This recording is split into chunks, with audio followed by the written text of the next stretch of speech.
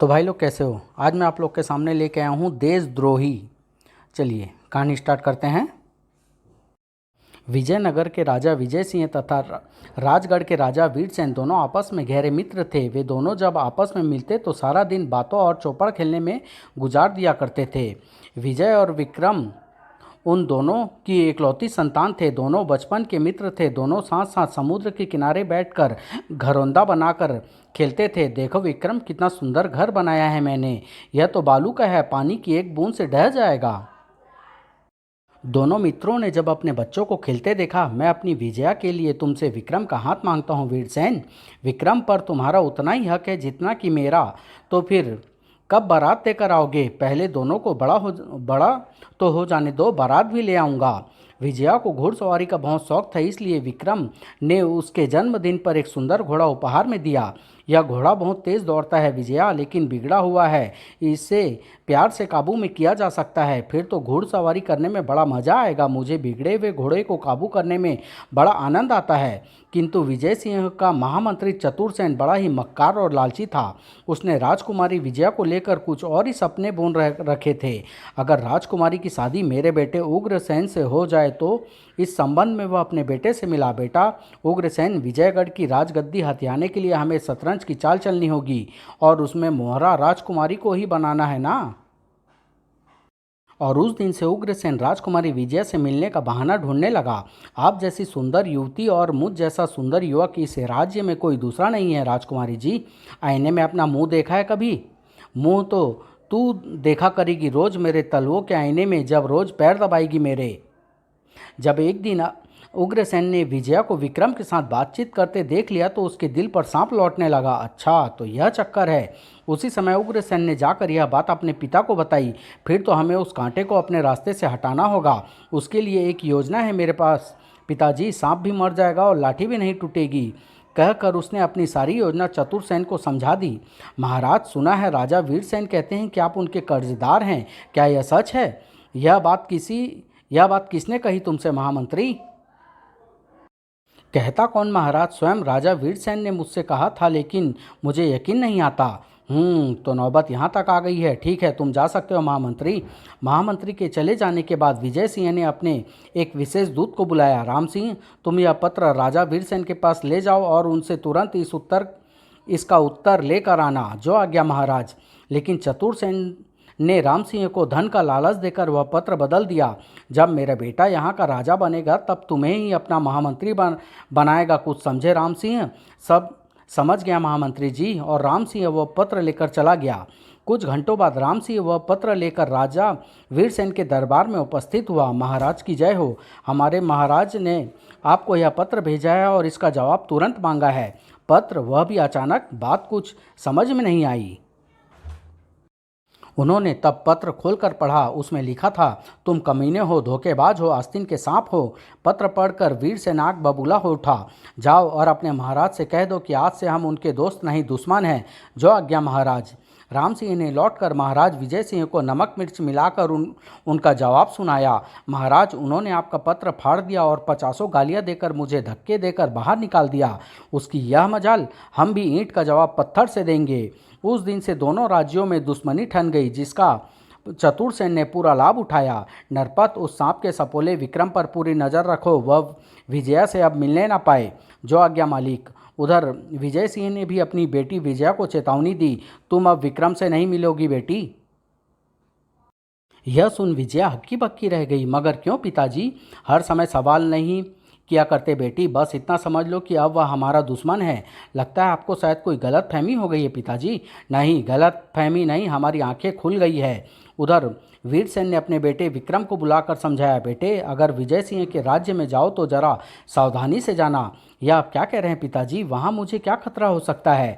खतरा? अरे वह तो आस्तीन का सांप है, किसी समय भी तुम्हें डस सकता है। लेकिन बात क्या है पिताजी? मुझे भी तो कुछ बताइए। पूरी बात सुनने के बाद मुझे यकीन नहीं आता पिताजी, फिर भी मैं इस बात का पता स्वयं लगाऊंगा। ठीक है, तुम पता करो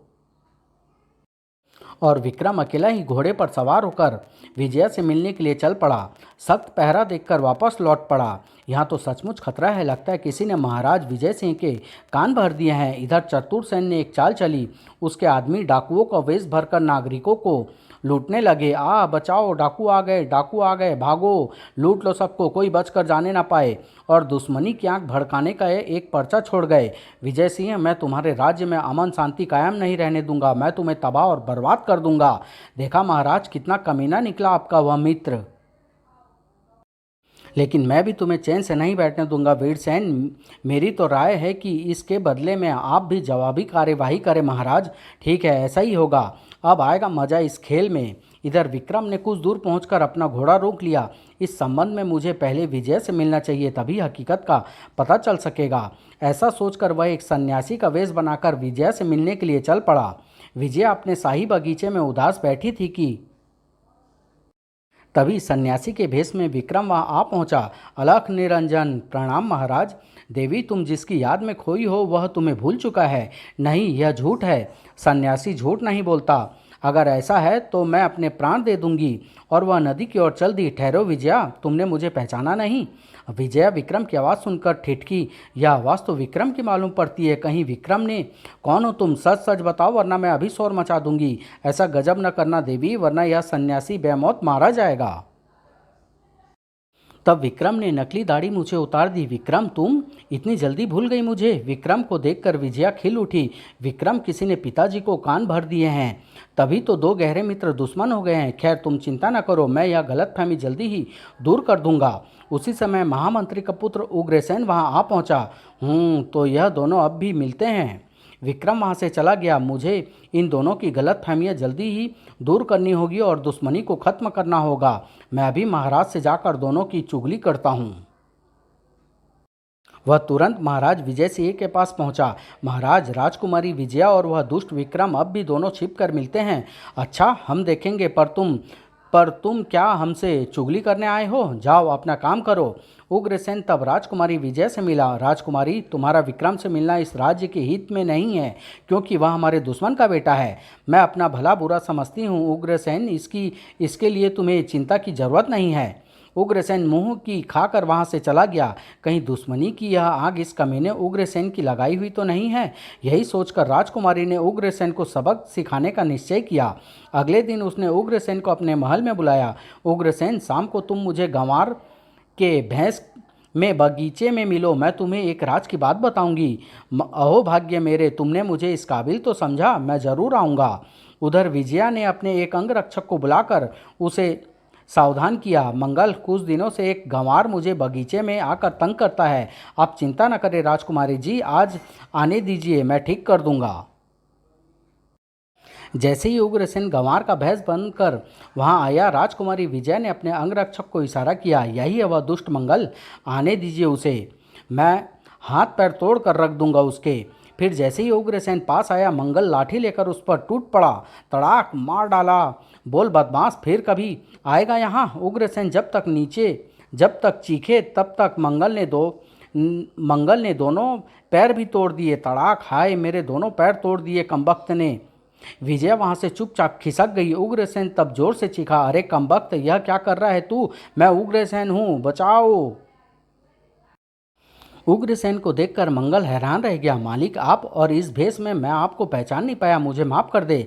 अब क्या खाक माक करूं? तूने तो मेरे हाथ पैर ही तोड़ डाले। आह! उग्रसेन के हाथ पांव टूट गए और वह बिस्तर पर पड़ गया। आह पिताजी, बहुत दर्द हो रहा है। दर्द तो होगा ही बेटा, हाथ पैर जो टूटे हैं। विजया ने जानबूझकर मेरी यह दशा कराई है। मैं उसकी ऐसी दशा बनाऊंगा जो वह भी याद रखेगी। उधर विक्रम की तबीयत ठीक नहीं थी। उसने अपने खास जासूस हरी सिंह को अपने पास बुलाया। बहुत दिनों से मुझे विजया की कोई खबर नहीं मिली। आप चिंता न करिए राजकुमार, मैं अभी जाकर पता लगाता हूँ। हरी सिंह ने तब एक ज्योतिषी का वेश धारण किया और अपने काम पर चल पड़ा। अब मुझे इस वेश में कोई नहीं पहचान सकेगा।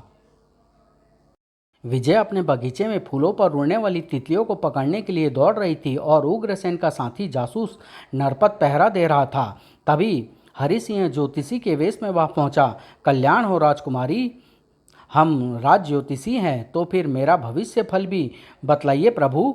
हरी सिंह ने हाथ देखने के बहाने विक्रम का पत्र विजया के हाथ पर रख दिया। इसका मुझे तुरंत जवाब चाहिए।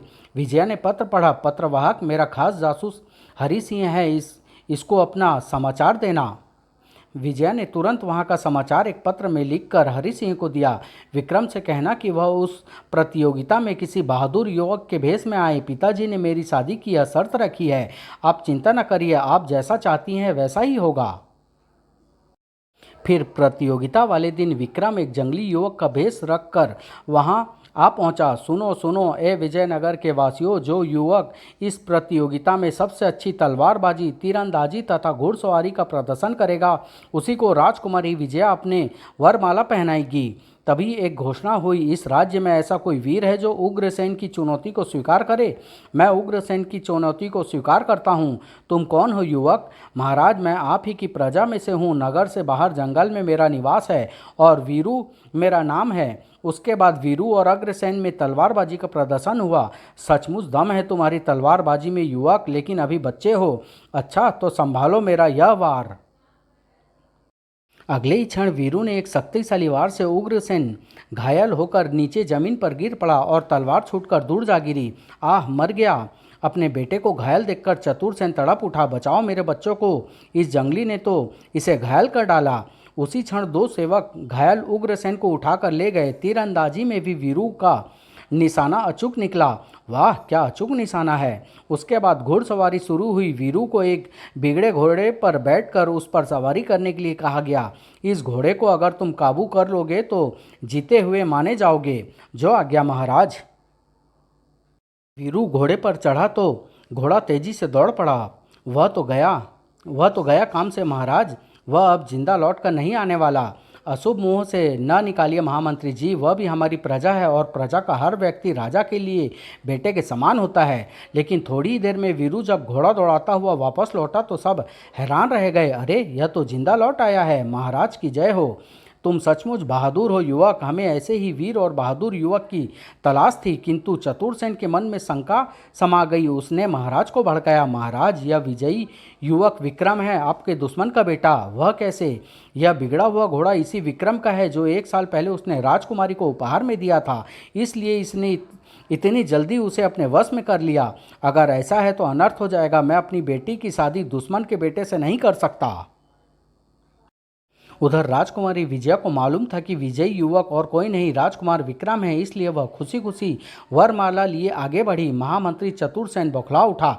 महाराज, रोकिए राजकुमारी जी को, वरना अनर्थ हो जाएगा। हाँ, रोकना पड़ेगा उसे। तभी राजा विजय सिंह चीख उठे, ठहरो बेटी, हमारे साथ धोखा हुआ है। धोखा? कैसा धोखा पिताजी? धोखा? अचानक सभा में सन्नाटा सा छा गया। क्षमा करें पिताजी, यह प्रतियोगिता में विजयी हुए हैं। मैं इन्हें अपना पति मान चुकी हूँ। नहीं बेटी, यह मेरे दुश्मन का बेटा है। मैं इसे अपना दामाद नहीं बना सकता। उसी क्षण विक्रम अपने असली रूप में आ गया। जी हाँ, मैं विक्रम हूँ, लेकिन मुझे आपसे कुछ कहना है। खामोश धोखेबाज, मुझे कुछ नहीं सुनना। सिपाहियों, गिरफ्तार कर लो इस पाजी को। देख क्या रहे हो? महाराज का आदेश नहीं सुना तुमने? पकड़ लो इस बदमाश को। मगर इससे पहले कि सिपाही पकड़ पाए, वह घोड़े पर बैठकर हवा की तरह से दौड़ गया। पकड़ो उसको, जिंदा भागने ना पाए। और सब सिपाही भी घोड़े पर सवार होकर उसके पीछे दौड़ पड़े। चतुरसेन ने विजया को उसी के कमरे में नज़र बंद करके ताला लगा दिया। उधर विजया अपनी जीत पर अड़ गई। पिताजी, यह आपने अच्छा सुलूक नहीं किया। विक्रम अब मेरा पति है। कभी नहीं महामंत्री जी, इसे ले जाकर नज़र बंद कर दीजिए। फिर महाराज के पास लौट आया। महाराज, कमरे की चाबी आप रख लें। नहीं, चाबी तुम अपने पास रखना महामंत्री, क्योंकि हम 3 दिन के लिए एक ज़रूरी काम से बाहर जा रहे हैं। महाराज के चले जाने के बाद यही मौका है उग्रसेन को कि वह जबरदस्ती राजकुमारी विजया को अपनी पत्नी बना ले। उसने राजकुमारी विजया के कमरे के बाहर कड़ा पहरा लगा दिया। होशियारी से पहरा देना। विक्रम किसी भी समय भेष बदल कर यहाँ आ सकता है। आप चिंता न करें, इस बार वह आ गया तो बचकर नहीं जाएगा। उसी रात उग्रसेन अपने पिता की सह पाकर राजकुमारी विजया से मिलने के लिए उसके महल की ओर चल पड़ा। वह चुपचाप दरवाज़ा खोलकर राजकुमारी के कमरे में घुसा। राजकुमारी उस समय गहरी नींद सो रही थी। राजकुमारी सो रही है, मौका अच्छा है उसे बेहोश करने का। वह धीरे धीरे राजकुमारी के पलंग की ओर बढ़ने लगा कि तभी विजया जाग कर उठ बैठी। तुम इतनी रात गए कैसे आए मेरे कमरे में? तुम्हें अपनी पत्नी बनाकर अपने महल में ले जाने के लिए। इधर उसी रात को एक नकाबपोश पीछे की दीवार से चारों चोरों की तरफ विजया विजया के महल में घुसा और जैसे ही खिड़की के रास्ते विजया के कमरे में दाखिल हुआ कि उग्रसेन को उसके कमरे में देखकर आंख बबूला हो उठा और उस पर टूट पड़ा। आह मार डाला। उग्रसेन बेहोश होकर जमीन पर गिर गया, मगर विजया घबरा गई। कौन हो तुम? वह चीखना ही चाहती थी कि अचानक उस नकाबपोश ने अपने हाथ से उसका मुंह बंद कर दिया। विजया भय से अचेत हो गई। ओफ, यह तो बेहोश हो गई, अब तो इसे उठाकर ले जाना पड़ेगा। और वह विजया को पीठ पर लादकर खिड़की के रास्ते बाहर निकल आया। इधर उग्रसेन को जब होश आया तो वह जोर से चीख उठा, सिपाहियों पकड़ो उस बदमाश को, वह राजकुमारी को उठा ले गया। उग्रसेन की आवाज़ सुनकर कुछ पहरेदार अंदर दौड़ आए। कौन ले गया मालिक? वही बदमाश विक्रम। यह देखो पत्र। उस पत्र में लिखा था, मैं अपनी पत्नी को अपने साथ ले जा रहा हूँ। विक्रम, अब हमारे लिए क्या आज्ञा है मालिक? राजकुमारी का पता शीघ्र ही लगाओ, वरना तुम सबके सिर कलम करवा दूंगा। अगले दिन जब बाहर से लौटे तो चतुरसेन ने वह पत्र महाराज विजय सिंह को थमा दिया। महाराज, वह बदमाश विक्रम राजकुमारी को जबरदस्ती उठाकर ले गया है और यह पत्र छोड़ गया। मेरे बेटे ने जब उसे रोका तो वह उसे भी घायल कर गया। उसकी यह मजाल, मैं देख लूँगा उसको और उसके बाप को। महाराज, हमारे शांत रहने से उनके हौसले और बढ़ गए हैं। अब हम शांत नहीं रहेंगे। सेनापति से कहो कि वह युद्ध की तैयारी करे। महाराज का आदेश पा चतुरसेन वहाँ से चल पड़ा। अब मजा आएगा। युद्ध में ये सब मारे जाएंगे और हम जिंदा रहेंगे राज्य करने के लिए। उधर विक्रम बेचैन था, पता नहीं विजया का क्या हाल हो, मुझे जाकर पता लगाना चाहिए। तभी एक सेवक उसे बुलाने आ गया। राजकुमार, आपको महाराज ने याद किया है, अभी अभी कोई बहुत ज़रूरी काम है, चलो। महाराज के कमरे में पहुंचने पर, बेटा विक्रम, पता नहीं इस विजय सिंह को क्या हो गया है, उसने हमें युद्ध के लिए ललकारा है। पिताजी, मेरा विचार है कि युद्ध से पहले हमें उनसे बात करनी चाहिए। और विक्रम संधि का प्रस्ताव लेकर स्वयं वहां से चल दिया। लेकिन विक्रम ने जैसे ही विजयनगर में प्रवेश किया, एक घोषणा सुनकर चौंक पड़ा। लापता राजकुमारी विजया का पता लगाने वाले को आधा राज्य इनाम में दिया जाएगा। क्या विजया लापता है? यह खबर सुनकर विक्रम सोच में पड़ गया। विजया को गायब करने में जरूर उग्रसेन की कोई चाल है। उसका पता लगाने के लिए मुझे भी कोई चाल चलनी होगी। और वह उसी रात एक तांत्रिक का वेश धारण कर उग्रसेन के महल में पहुंच गया। उग्रसेन, राजकुमारी और राजगद्दी इस वक्त तुम्हारे कब्जे में है, लेकिन विक्रम, उसके बीच दीवार बना हुआ है। कौन हो तुम और महल के अंदर कैसे आए? तुम मुझे नहीं पहचानते, मैं तांत्रिक बाबा हूँ, तुम्हारे पिता का दोस्त। प्रणाम चाचा जी। विक्रम को खत्म करने का कोई उपाय बताइए ना, आप तो बहुत बड़े तांत्रिक हैं, आपके लिए यह काम क्या मुश्किल है? तुमने ठीक कहा बेटा, कोई मुश्किल काम नहीं है, लेकिन उसके लिए तुम्हें एक कष्ट उठाना पड़ेगा। हुक्म करिए चाचा जी, मैं आपकी हर सेवा के लिए तैयार हूँ। तो सुनो, आज आधी रात के बाद तुम्हें अकेले शमशान में आना होगा, बिना किसी को कुछ बताए। मैं जरूर आऊँगा चाचा जी। फिर तो तुम्हारी मौत निश्चित है उग्रसेन के बच्चे। और वह तांत्रिक चला गया। जब राजकुमारी विजया को पता न चला तो राजा विजय सिंह को चिंता हुई। मैं स्वयं अपनी बेटी की तलाश करूँगा।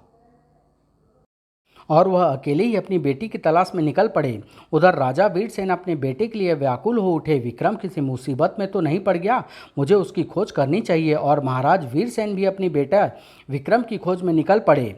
उग्रसेन उसी रात शमशान के बीच खड़े बरगद के पेड़ के नीचे पहुंचा।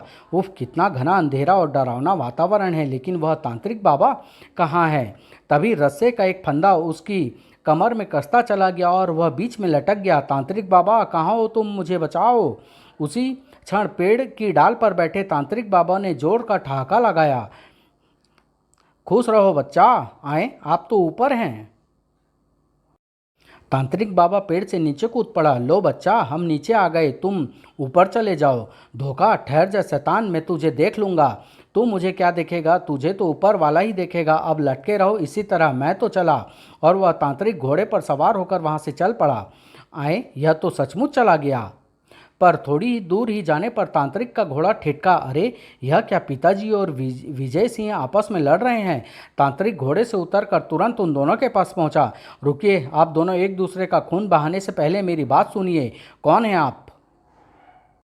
विक्रम ने तब अपनी दाढ़ी नकली दाढ़ी मूछें उतार दी। मैं विक्रम हूँ। मैंने यह भेष विजया और उसके अपहरणकर्ता का पता लगाने के लिए बनाया था।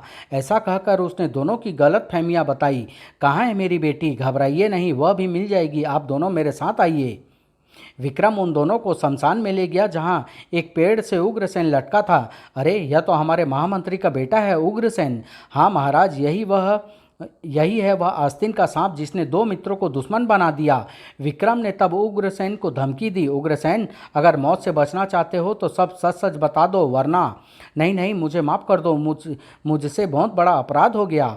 और तब उग्रसेन ने सब बातें सच सच विजय सिंह को बता दी।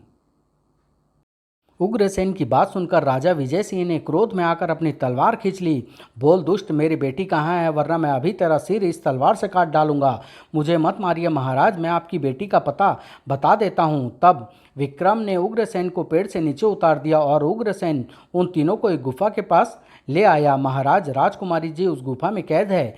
मैं विजया को अभी लेकर आता हूँ महाराज। तब तक इस दुष्ट पर आप नज़र रखिए। और विक्रम गुफा में प्रवेश कर गया। कुछ ही देर बाद विक्रम एक नकाबपोश को पकड़कर राजकुमारी विजया के साथ उस गुफा से बाहर निकल आया। संभालिए अपने मुजरिम को महाराज। पिताजी, मेरी बेटी। एक नकाबपोश को विक्रम के साथ देखकर राजा विजय सिंह और वीरसेन चकित थे। यह कौन है? अभी पता चल जाता है। विक्रम ने तब नकाबपोश के चेहरे से नकाब खींच लिया, परंतु स्वयं विक्रम भी उस नकाबपोश का चेहरा देखकर सन्न रह गया। विक्रम, दो विक्रम, यह क्या माजरा है? विक्रम सोच में पड़ गया। यह कैसे हो सकता है? हो न हो इसमें कोई भेद है। यह चेहरा निस्संदेह असली नहीं हो सकता। और विक्रम ने फौरन वह मुखौटा खींच लिया। नकाब पोस का असली चेहरा देखकर सभी लोग ठगे रह गए, पर राजा विजय सिंह पर तो मानो बिजली गिर गई थी। चतुरसेन, तुम आस्तीन के सांप! मुखौटे में असली चेहरा छुपाने के लिए चतुरसेन ने अपनी मूछें काट ली थी। आह महाराज, मुझे क्षमा करें, मैं स्वार्थ में अंधा होकर यह पाप कर बैठा हूँ। क्षमा, और तुझ पापी को कदापि नहीं। तुम्हें अवश्य ही दंड मिलेगा।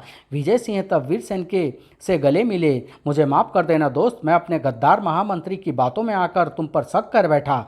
कोई बात नहीं मित्र, गलत फहमियाँ प्रायः झगड़ों का कारण हुआ करती है। अगले दिन चतुरसेन और उग्रसेन को धोखाधड़ी और राज्य से गद्दारी करने के जुर्म में सजाए मौत सुनाई गई। तुम दोनों अपराधियों को हम सजाए मौत देते हैं। रहम अन्नदाता रहम। अगले दिन सारी प्रजा के सामने दोनों को फांसी पर लटका दिया गया। हमने बहुत पाप किए हैं, उसी की हम यह सजा भोग रहे हैं। इसके बाद विक्रम और विजया का बड़ी धूमधाम से विवाह कर दिया गया। राजा विजय सिंह ने राजगद्दी विक्रम को सौंप दी और विक्रम ने लंबे समय तक सुखपूर्वक शासन किया। उसके शासनकाल में विजयगढ़ ने और भी संपन्नता हासिल की। समाप्त।